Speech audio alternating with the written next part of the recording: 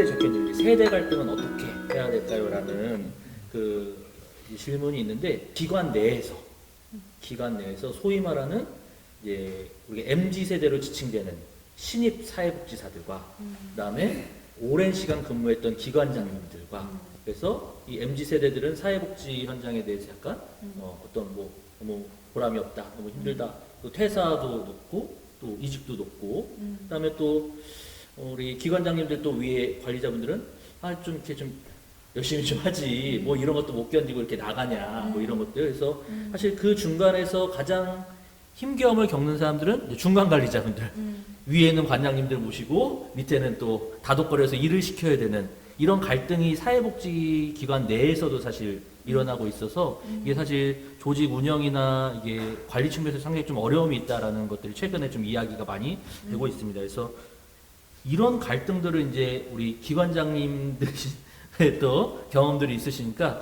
이런 갈등들을 좀 어떻게 풀어나가야 될까요? 숙제는 숙제 같아요. 옛날에는 일찍들 은퇴를 하고 그 세대차가 별로 없으니까 이런 말이 없었는데 지금은 은퇴도 늦게 오랫동안 일하시고 이제 시대가 빨리 변하다 보니까 차이가 커진 것 같은데 저는 세대 갈등이라는 표현이 어른들이 만들어낸 젊은이들을 비난하는 혐오적 표현이 아닐까. 좀 그 말을 안 썼으면 좋겠어요. 사실 갈등은 세대 차는 늘 있었고 그다음에 같은 세대라도 저는 제 동료들 또래들하고 또 굉장히 다른 점이 있거든요. 그래서 이념차도 있고 그래서 최근에 어떤 단톡방을 조용히 탈퇴했어요. 그리고 이제 외국인 결혼 이주자들이 많이 사는 지역에 가면 또 그 원주민과 그들 간의 갈등이 있어요. 학교에서 애들도 갈등이 있고요. 많은 갈등이 있는데 굳이 세대 갈등을 의제로 선택하는 것은 목소리 큰 어르신들이 불편함을 드러내는 단어 같아서 저는 좀 어른들이 좀 겸손하고 배우고 열린 마음으로 다가갔으면 좋겠다 이런 생각이 들어요. 갈등은 너무 많습니다. 근데 이제 세대 갈등 얘기하셨는데 그런 많은 갈등을 이 갈등이 많은 곳이 또 학교예요. 학교에 가면 학교 사회복지사들이 협력해야 되는 사람이 티칭을 해야 되는 티처들이 기본이 있고요. 그 다음에 카운셀러들이 있어요. 전문 상담사나 상담교사, 복지사로 있지만 간호사, 원래 이제 교사지만 널스잖아요. 또 영양사, 사서, 지역사회기관, 굉장히 다양한 사람들하고 협력을 하게 돼요. 아이를 위해서. 그러다 보니까 어떤 사람은 이 아이를 아동이라고 부르고 회의에 가면 어떤 사람은 이 아이를 학생이라고 부르고 어떤 사람은 이 아이를 내담자라고 부르고 어떤 사람은 이 아이를 청소년이라고 부릅니다. 용어부터 다르고 접근 방법도 다르고 목표도 달라요. 그래서 같이 이제 이렇게 팀회의를 할 때 협력하기가 굉장히 그 장애물들이 암초들이 많은 거예요. 그런 갈등 속에서 보이지 않는 또는 보이는 갈등 속에서 오히려 학교사회복지사들이 그거를 중재하고 조정하는 역할들을 하고 있어요. 다른 사람들은 중재나 이런 조정의 역할을 별로 배워본 적이 없고 내가 그걸 해야 된다고 생각하지 않아요. 근데 사회복지사들은 우린 소셜하게 일하는 거를 업무로 하는 사람들이잖아요. 그러니까 네트워킹의 달인이잖아요. 그래서 우리들이 인사도 잘하고 중재도 하고 미리미리 이렇게 해서 정말 다양한 사람들이 모여서 아동을 중심에 놓고 협력할 수 있는 그 중재자의 역할, 미디에이터, 그리고 화해자 역할 이런 것들을 학교사회복지사들이 하고 있어서 저희 학교사회복지 영역에서는 그 세대 간 갈등보다는 그 갈등의 중재자로서 사회복지사 역할이 더 빛나지 않는가 그렇게 생각합니다. 홍보 시간. 그 질문 주신 게 요즘 이제 젊은 세대와 이제 복지 현장에서의 세대 간의 이제 화합의 어려움 또 가치의 차이에서 오는 가치 갈등의 문제. 아까 선생님은 그 어른들이 불편하니까 그런 말을 하는 거다 그랬는데 저는 그 세대 간의 갈라치기는 사회적으로 바람직하지 않다 동의하는데 또 젊은 사람들이 보면은 그냥 어른들 그냥 꼰대화 이렇게 하는 것도 이게 서로 간에 일정한 뭐 그런 관계가 있는데 지금 말씀하신 거는 이걸 어떻게 쓰면 좋겠습니까? 그런 질문이었는데 이걸 문제라고 보면은 문제를 해결하려면은 그래도 이제 뭐 선배나 이런 사람들이 먼저 움직여야 되지 않겠어요? 뭐 관장하고 이 신입 직원의 문제가 아니고 예전에는 신입 직원하고 팀장과의 문제인데 얘기 들어보면은 이제는 뭐 1년 차 갖고 느끼고 어떤 경우는 쌍둥이도 세대차가 있는 시대입니다. 한 달 차이 갖고 느낀다고 할 정도로 그것이 심각하게 피부에 와 닿는다는 얘기죠. 그러면 이 젊은 사람들의 특성을 보면은 뭐 정확한지 모르겠지만은 자기가 관심 있는 분야에는 굉장히 이렇게 몰입하는 그런 게 있는 것 같아요.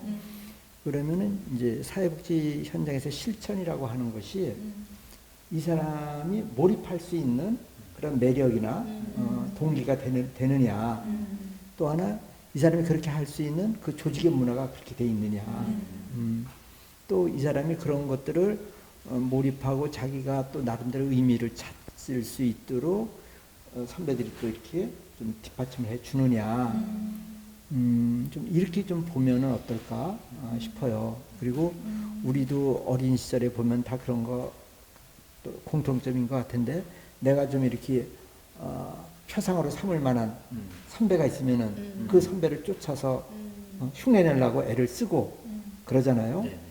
그 사람 그림자만 봐도 막 가슴이 울렁거리고 그거는 뭐 지금도 마찬가지라고 봐요. 지금 이제 젊은 사람들도 자기가 좋아하는 가수라든가 누가 있으면은 너무 막 좋아하잖아요. 그러니까 현장에서 이들이 따르고 싶은 어떤 표상으로서의 그 선배 이런 사람들이 또 있다 그러면은 이런 문제도 조금 달라질 수 있지 않을까.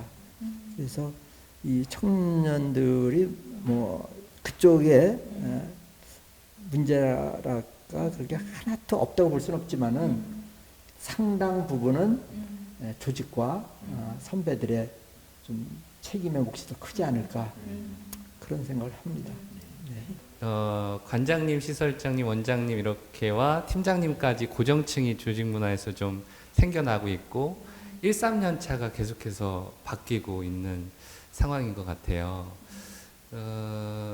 이제 그러다 보니까 아무래도 중앙관리자가 또 많은 힘에 붙이고 있고 이런 문제가 이제 계속 이어지면 사회복지계의 밝은 미래에는 좀 기대하기 어렵다라는 생각이 있고요.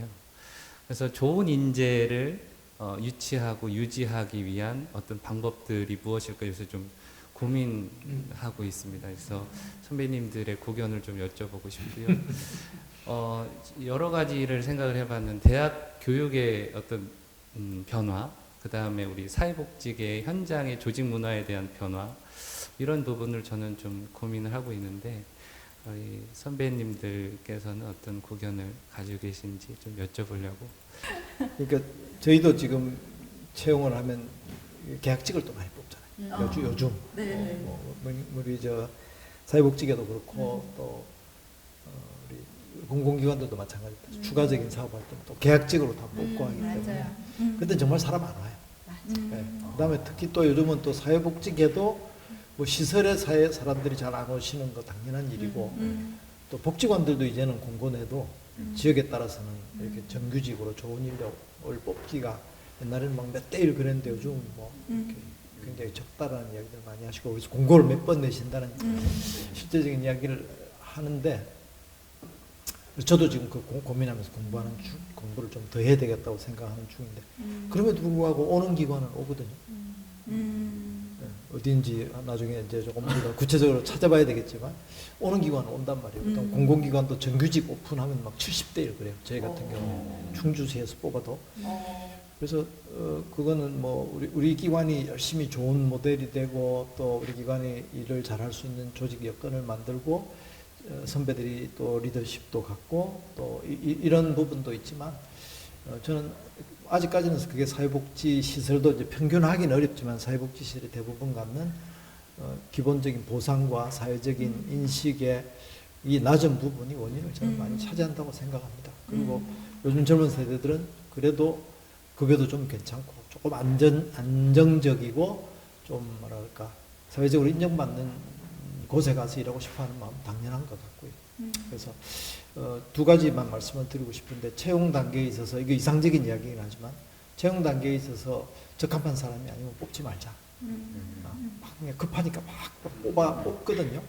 그래서 미리 잘 준비해서 뽑아놓고 서로 고생하지 말자. 마인드도 좋고 또 일도 잘할 수 있는 사람 뽑기 위해서 정말 성실하게 노력하자. 그거 하나 그냥 이상적인 이야기지만 저도 그렇게 하려고 노력을 합니다. 다음 두 번째는 사회복지기관과 시설의 특징상 자원봉사 또는 실습 오는 친구들부터 대학교 교육을 욕할 것 없이 그 친구들을 잘 가르치고 여기가 정말 이 친구들이 급여는 아까 얘기했던 대로 사회에 비해서 좀 적고 인정도 좀 부족하고 뭐 이렇지만 여기 와서 선배들 일하는 모습 보고 지역사회가 바뀌는 모습을 보니까 나 여기 일하고 싶다는 마음이 들 정도로 해서 그 사람들이 나중에 유입이 되도록 할 수 있는 노력을 안 하고 그냥 공고해서 좋은 사람이 오겠거니 라고 하는 거는 지금 현재의 수준에서는 어려울 것 같아서 저는 그냥 또 실무적으로 그 두 가지 아이디어 정도만 지금 생각을 질문이 나와서 그 정도 생각만 하고 있습니다. 이후에 뭐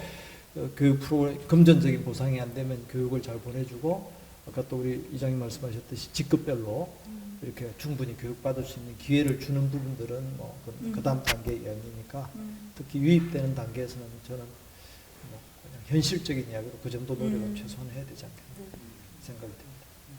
사실 이제 한국 사회 자체가 바뀌었잖아요.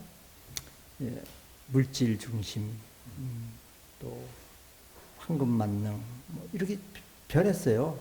이게 국가 경제가 발전하다 보니까 산업화가 고도화되고 그러니까 이제 뭐 자연스럽게 그렇게 사람들의 생각이 바뀌죠. 그런데 우리보다 더 먼저 선진국이 된 경제 선진국이 된 나라도 그렇고 모든 사람들이 다 그렇게 물질적인 거에 쫓아서 인생을 살아갈까? 그렇지 않은 사람들도 항상 일정 부분은 있다. 그럼 그렇지 않은 사람들 중에서 좋은 인재가 사회복지 쪽에 와서 그 사람도 좀 행복하게 일하면서 사회 변화에 기여할 수 있도록 하는 건 또 우리의 책임인 것 같아요.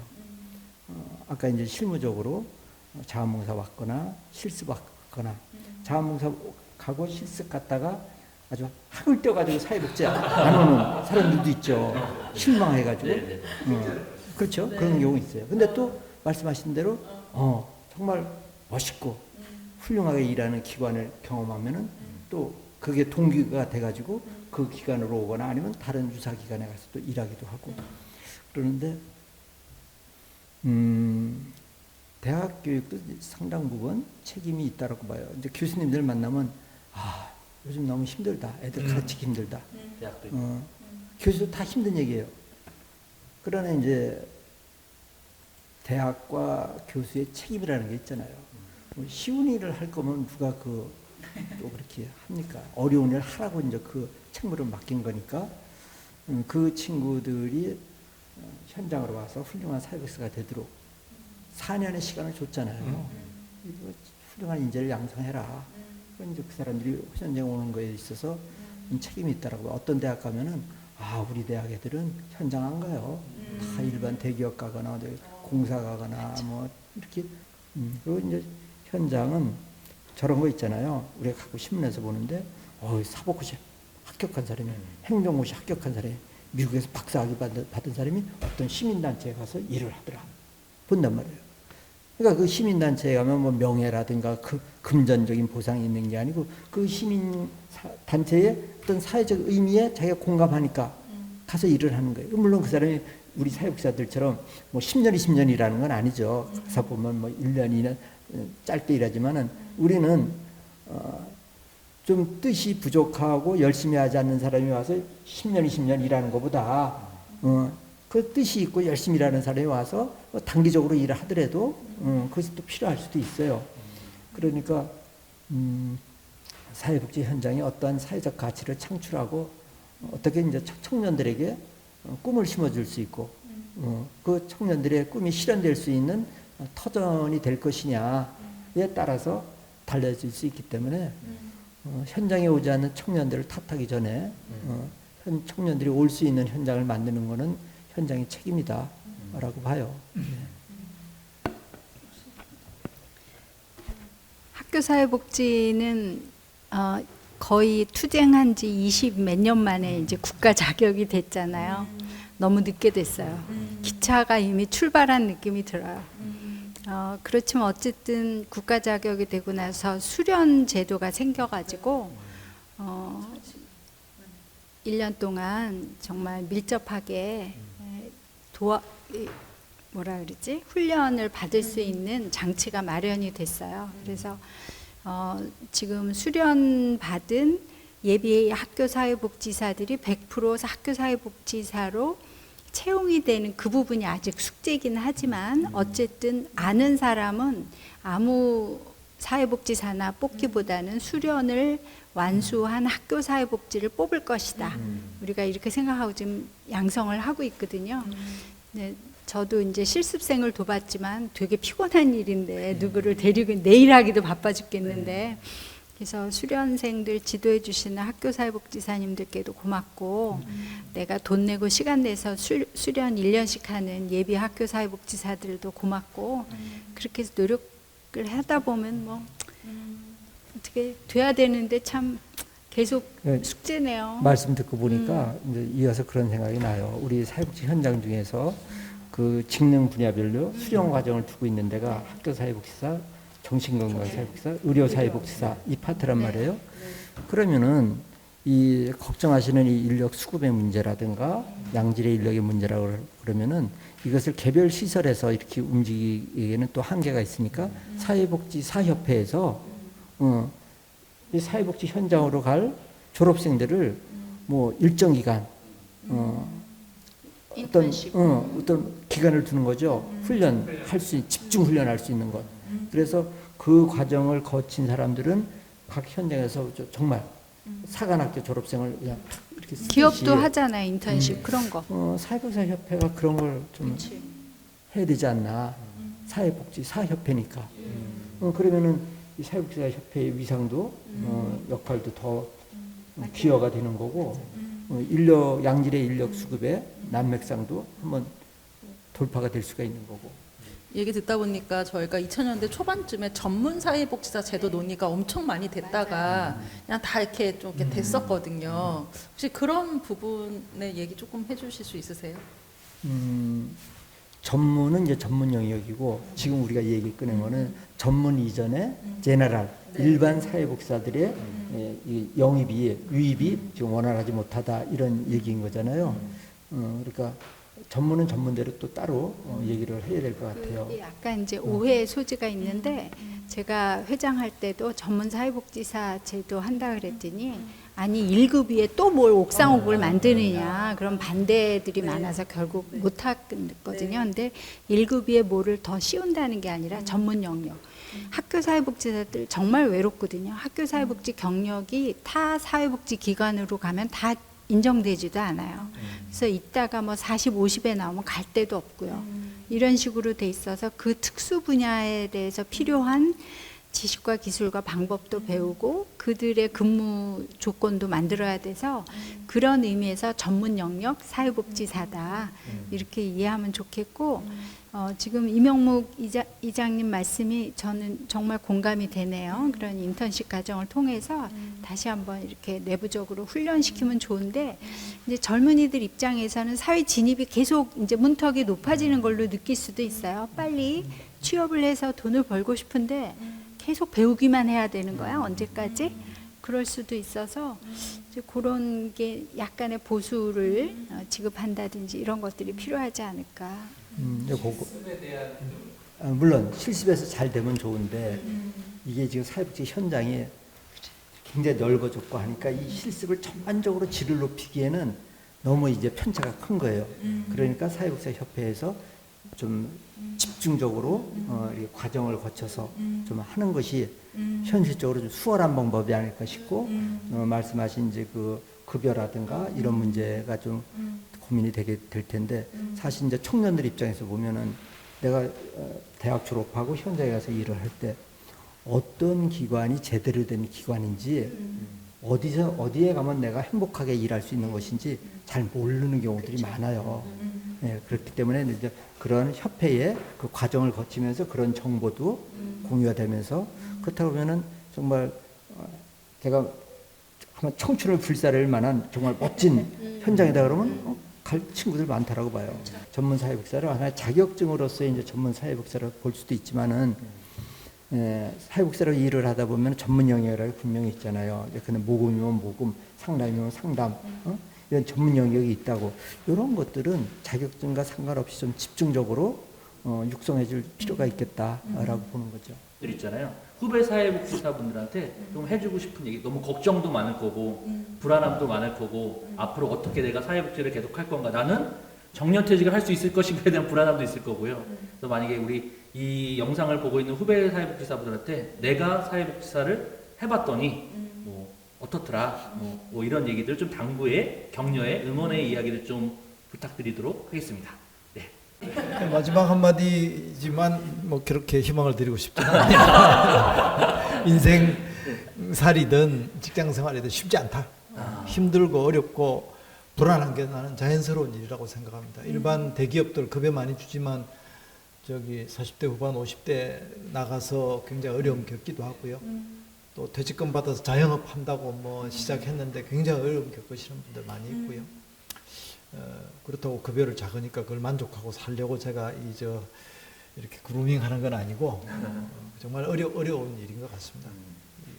요즘처럼 또 상대적인 이 격차들에 대해서 너무 많이 보고 이렇게 지내는 상황들이기 때문에 그래서 저는 뭐 아까 세대 갈등도 그렇고 지금 미래를 위한 준비도 그렇고 내가 급여를 받으면서 여기서 일을 하는 일을 하는 프로다. 또 내가 여기 전문가로서 여기서 일하고 있다라는 그 마인드들이 좀 정확해지고 그걸 기초로 해서 지식과 기술 정말 그 지역사회 변화를 위해서 적극적으로 노력하는 데서 성과를 보지 않으면 아무리 보수만 해도 아마 다 나갈 거예요.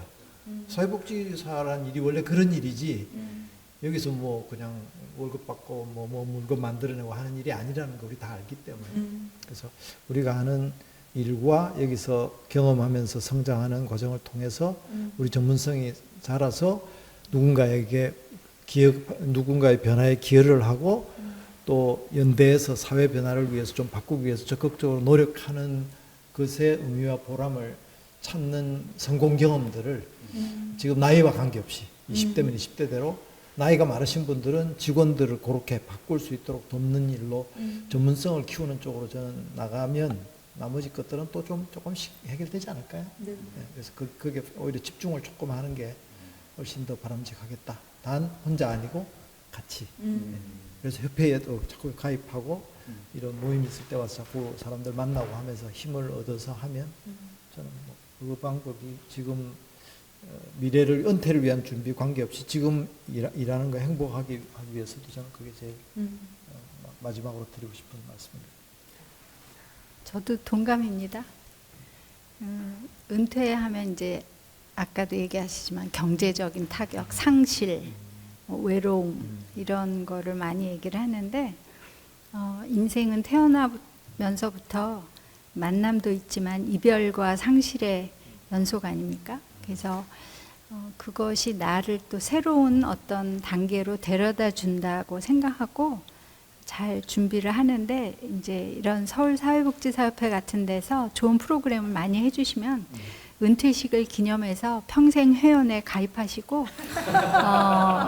노년을 즐겁게 보내는 일은 좋은 사람 옆에서 얼쩡거리는 겁니다. 그래서 서사업에서 좋은 분들을 좀 이렇게 묶어주시면 그런 데서 얼쩡거리다 보면 내가 혼자 애쓰지 않아도 잘 살 수 있지 않을까? 그래서 좀 좋은 프로그램들 기대하겠습니다. 네. 우리 사회가 이제 고도 산업화 사회가 되고 그럴수록 사회복지의 필요성은 더 커질 거라고 봐요.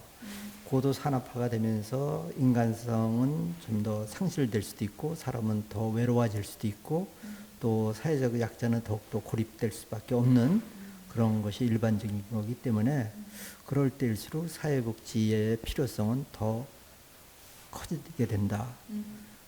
그래서 우리 사회복지사들이 한국 사회에서 활동을 하는 것은 어떤 인류적인 측면에서 보거나 또 인간적인 측면에서 봤을 때 굉장히 소중한 것이고 여러분들이 그런 일을 지금 하고 있다는 것은 대단히 훌륭하고 또 사회로부터 존경받을 수 있는 일이라고 생각을 해요. 근데 문제는 이 일을 여러분들이 일로서 받아들일지 여러분들의 삶으로서 받아들일지는 큰 차이가 나타날 거라고 봅니다. 근데 그거는 각자의 어떤 가치관이라든가 개인 철학에 따라서 선택을 하게 되는데 뭐 바라기는 일로서 이 우리의 실천을 받아들이면 상당한 스트레스고 힘들고 빨리 이제 뭐 떠나고 싶고 이런 생각이 많아지겠죠. 근데 이것을 여러분의 삶으로 받아들인다고 하면은 또 좀 다른 삶을 전개되지 않을까 그런 기대를 합니다. 현장에서 수고하시는 선생님들 고맙습니다. 사회복지사로 은퇴한다는 거에 대해서 다시 한번 좀 생각을 해보게 된 것 같고요. 사실 이러면서 되게 궁금했던 게 은퇴한 사회복지사들은 어디 있나 되게 궁금했거든요. 아마 현장에 있는 분들은 많이 못 만나봤을 것 같아서 우리 세 분 선배님 통해서 좋은 또 이제 후배들에게 기감이 되는 그런 자리가 되지 않을까라고 생각이 듭니다. 세 분의 선배님들 이렇게 이야기 들으면서 사실은 이 세 분들의 은퇴 이후에서는 별로 걱정이 되지 않는다. 왜냐하면 그동안의 현장에서 끊임없이 의미를 찾으셨던 분들이기 때문에 은퇴 이후에도 저는 아까 말씀드린 것처럼 전역이라는 말이 참 좋은 것 같아요. 그래서 단지 역할을 바꿔서 또 앞으로의 삶에서도 계속 의미를 찾으시는 일을 할 거라 믿어 의심치 않기 때문에 그게 어떤 상황에서든 본인이 가지신 소명 그대로 또 역할을 다 해내실 거라 믿기 때문에 뭐 크게 하지만 그 의미란 무엇인가에 대해서 오늘 또 그 이야기를 또 우리가 들어볼 수 있었던 그런 자리였던 것 같습니다. 그래서 참 이게 바쁘신 와중에도 우리 또 이렇게 귀한 자리 함께 해주셔서 정말 고맙고 감사드립니다. 네, 그러면 같이 인사하고 마무리할까요? 예, 오늘 여기서 이제 마무리해도 될까요? 우리 다시 한번 함께 해주신 우리 세 분의 선배님과 함께 우리 같이 인사 나누면서 오늘 인터뷰 마무리하도록 하겠습니다. 네, 고맙습니다. 감사합니다.